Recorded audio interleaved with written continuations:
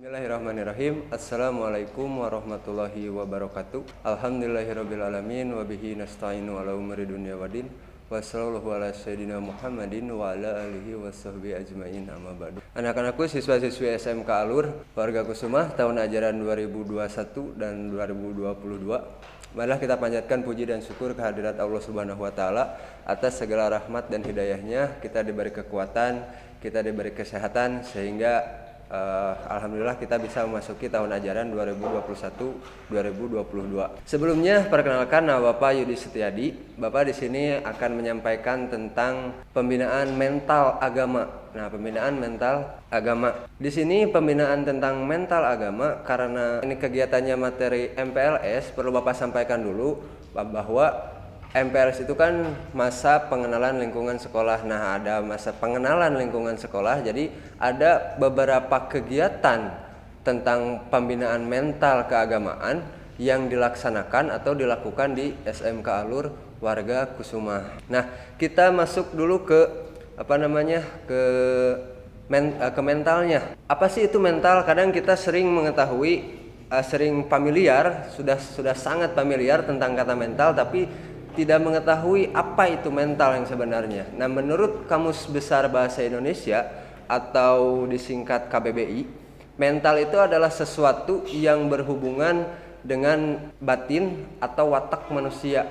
yang dimana mental ini dapat menentukan perilaku seseorang, perbuatan seseorang, atau tindakan seseorang. Sehingga pembinaan mental keagamaan itu sangat penting. Bagaimana cara kita membinanya? Ini ada beberapa kegiatan di SMK Alur, contohnya seperti berdoa sebelum belajar, terus berdoa lagi sesudah belajar, kegiatan tadarus Al-Quran biasanya sebelum memulai kegiatan pelajaran PAI ya, biasanya seperti itu ada. Itu kegiatan-kegiatan mental. Nah, bagaimana supaya mental kita tetap baik, supaya mental kita tetap sehat, perlu ada pembinaan di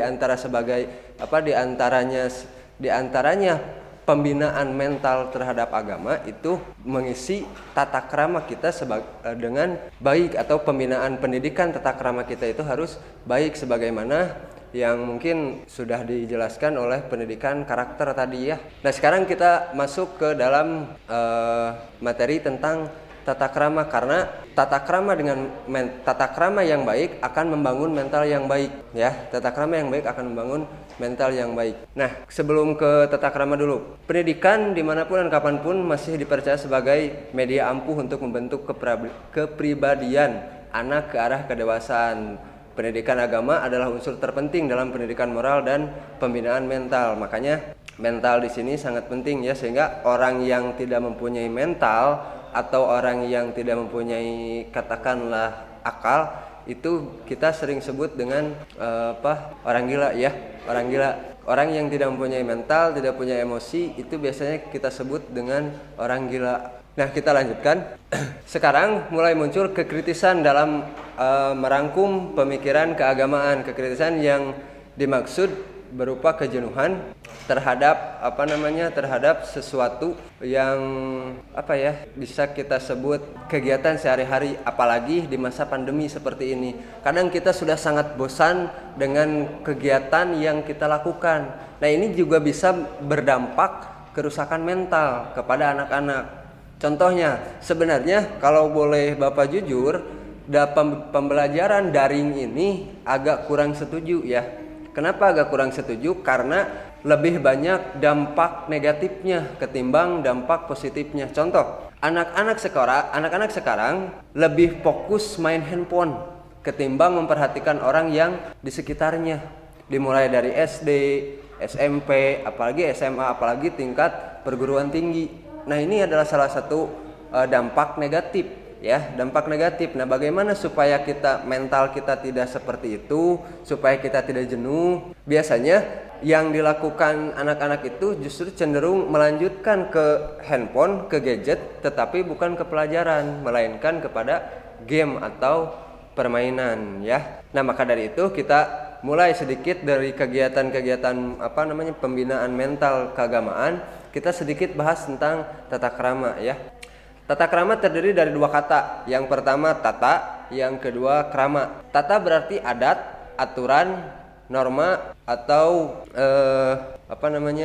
sebuah peraturan ya, sebuah hukum. Sedangkan krama berarti sopan santun, kelakuan, tindakan, perbuatan atau lebih kepada perilaku. Nah, kalau digabung, tata krama berarti adat sopan santun atau kebiasaan sopan santun, atau bisa juga diartikan kebiasaan dalam kita berperilaku. Ini tata krama. Apakah tata krama baik atau tata krama jelek? Kalau di Islam, di agama biasanya disebut ada akhlakul karimah ya.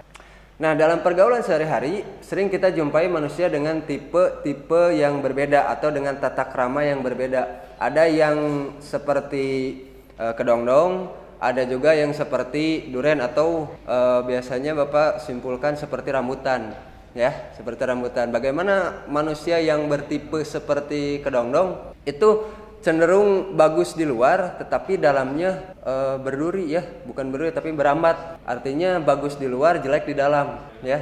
Itu tipe orang yang seperti kedongdong. Sedangkan orang yang seperti duren atau rambutan itu cenderung kasar di luar tetapi dalamnya enak untuk dimakan. Nah, itu yang dua tipe tata krama atau yang dipunyai, yang sering kita jumpai di kehidupan sehari-hari. Nah, kita lanjut.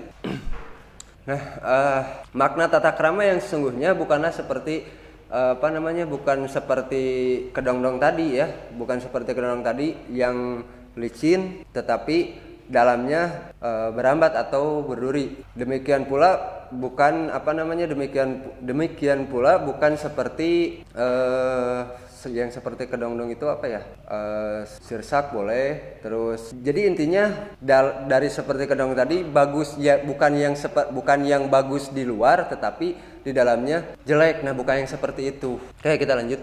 Nah, sekarang kita masuk ke macam-macam tata krama.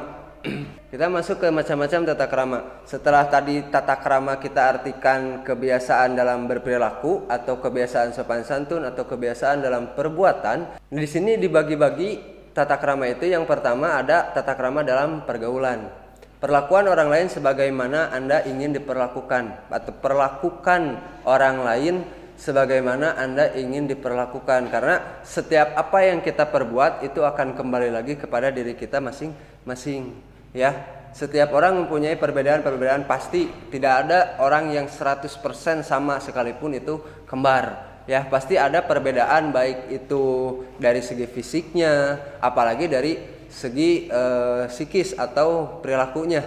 Nah, dalam tata krama pergaulan ini biasanya orang ada istilah itu tak kenal maka tak sayang ya. Tapi kalau di istilah PAI, tak kenal itu bukan tak sayang tapi tak kenal maka ta'aruf ya, artinya kenalan. Kalau tak kenal maka berkenalan dulu.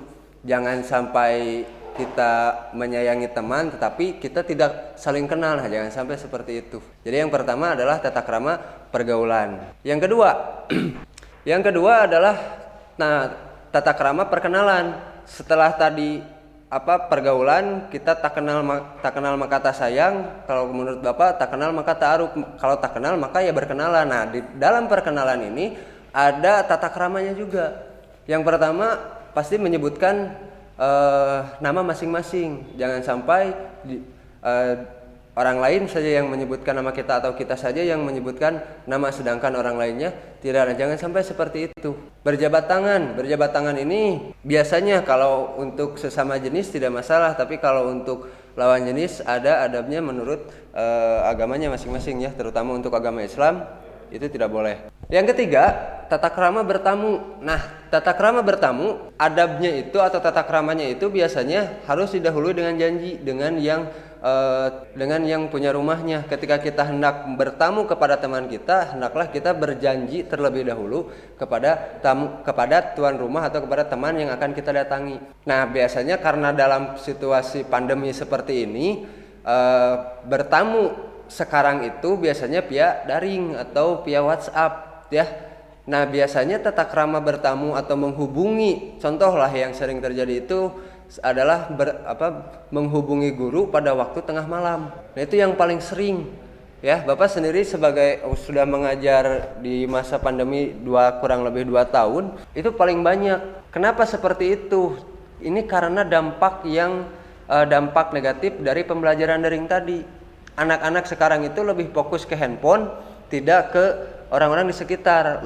Sedangkan di handphone itu bukan 100% belajar, bukan 100% memperhatikan materi yang disampaikan, tetapi justru lebih fokus kepada game, ya. Ke orang tuanya minta untuk dibelikan kuota dengan alasan pembelajaran, tetapi kuotanya tersebut justru habis dipakai untuk bermain game atau permainan. Nah, itu sangat salah. Nah, ini terus tata krama bertamunya. Jangan menghubungi guru karena di waktu malam hari, tengah malam ini paling banyak. Kenapa? Karena pada siangnya kebanyakan tidur, ya. Karena main game terlalu sering di waktu malam, bahkan sampai tidak tidur. Nah, ini yang salah, ya. Sehingga karena kita baru bangunnya sore hari baru bangun, baru mulai kegiatan, mandi dan makan dan lain-lain sebagainya, sehingga melihat pembelajaran di waktu malam atau waktu maghrib, waktu malamnya baru bisa bertanya kepada guru. Nah, jangan sampai seperti itu, ya. Bertamu seperti itu dalam kategori dalam kategori bertamu secara daring kepada guru mapel itu tidak dianjurkan. Itu adalah tata krama yang buruk, ya, bukan tata krama yang bagus, ya. Ada baiknya karena sudah disusun jadwalnya, kalau mau menghubungi guru itu pada jadwal jam pelajaran masing-masing.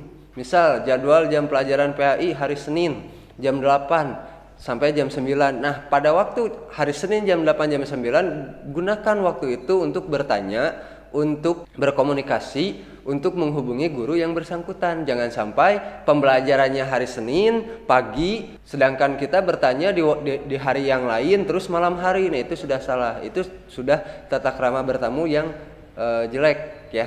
Itu yang ketiga. Kita lanjutkan ke yang keempat. Yang keempat adalah tata krama berbicara. Berkata pelihara lidah. Lidah ini bukan kita pelihara di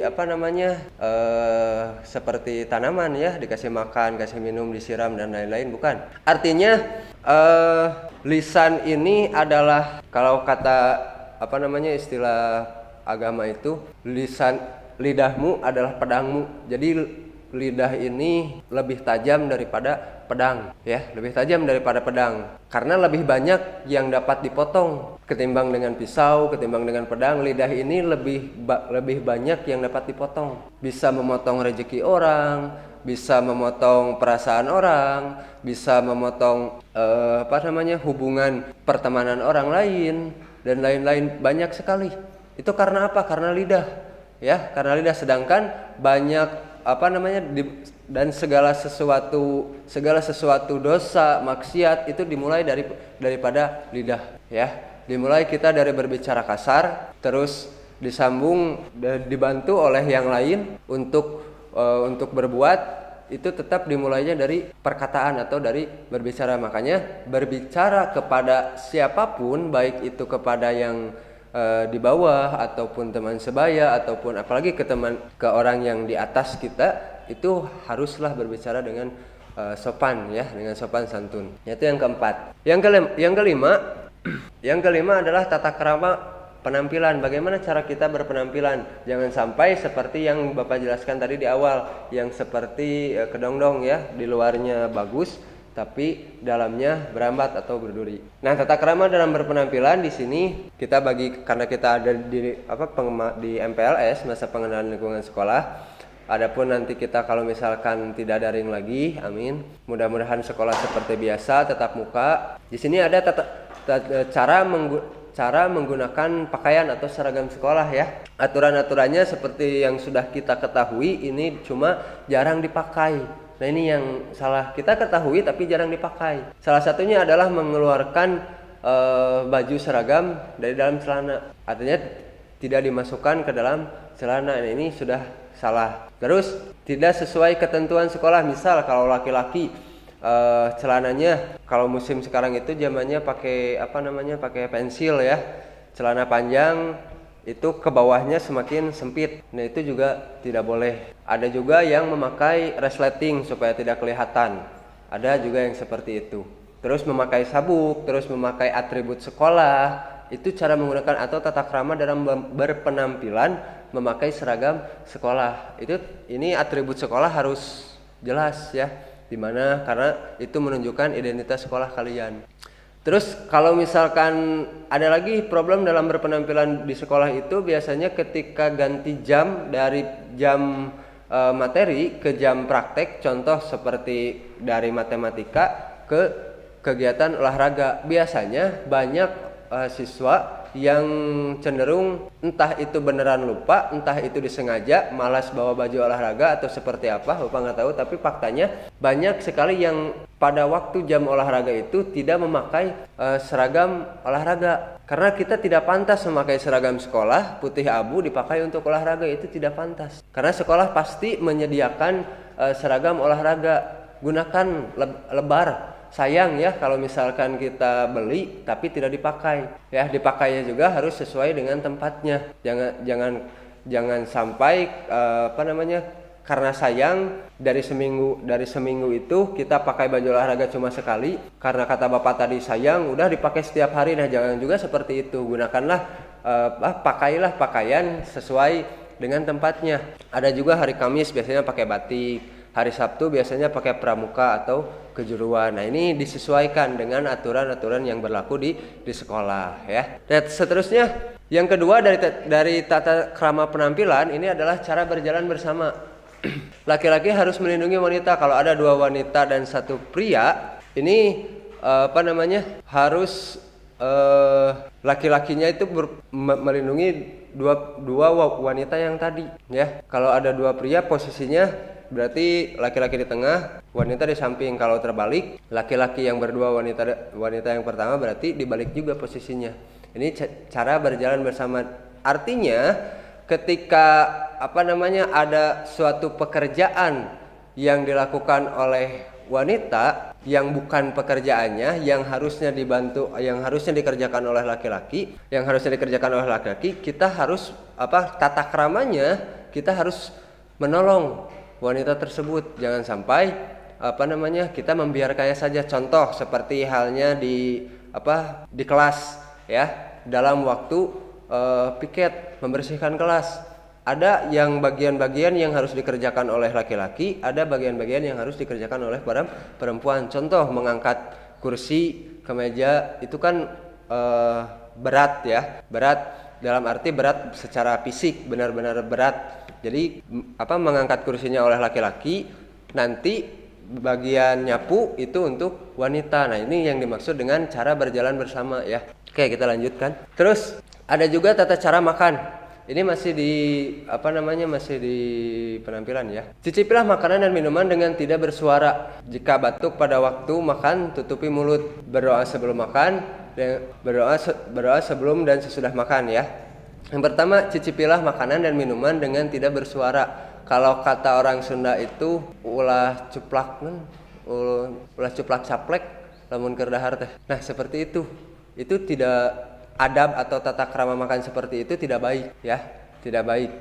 Terus jika batuk pada waktu makan, tutupi mulut. Jangan sampai makanan yang ada di mulut kita ini keluar karena batuk tadi dan mengotori makanan yang ada di meja. Sedangkan makanan di meja itu bukan untuk kita sendiri, apalagi makannya secara rame-rame ya. Dan tentu saja berdoa sebelum dan sesudah makan. Nah, yang terakhir adalah tata krama menggunakan fasilitas umum. Nah, ini yang sering kita abaikan adalah dalam menggunakan fasilitas umum. Contohnya, buang sampah pada tempatnya. Buang sampah ini kalau kita lihat sikon di sekolah, di depan kelas itu sudah disediakan setiap tong sampah, sudah disediakan tempat sampah. Tetapi masih banyak siswa yang membuang sampah bukan pada tong sampah di depan kelasnya. Ada yang di bawah meja, ada yang di selokan, ada yang di kantin, di mana saja di jalan, dan itu tidak dibenarkan. Tata krama seperti itu tata krama yang buruk ya, dan bukan untuk anak-anak didik sekolah. Sehingga tidak sedikit yang begitu keluar sekolah terus kita membuang sampah sembarangan, ada yang menegur, kamu sekolah sudah setinggi mana? Saya sekolah sampai SMA, masih buang sampah sembarangan, sekolah 9 tahun ngapain aja? Jangan sampai kita mendapat teguran seperti itu. Kita sekolah 9 tahun tapi buang sampah saja masih tidak pada tempatnya, ya. Jagalah kebersihan baik di dalam ruangan maupun di luar ruangan. Itu harus harus kita jaga. Baik itu di ruangan di kamar pribadi, di rumah, di fasilitas umum, itu harus kita jaga. Lanjut, yang terakhir sedikit contoh menggunakan tata krama dalam menggunakan fasilitas umum. Biasanya ini yang paling banyak dilakukan oleh kalangan remaja itu adalah dalam berkendara di di jalan raya, ya.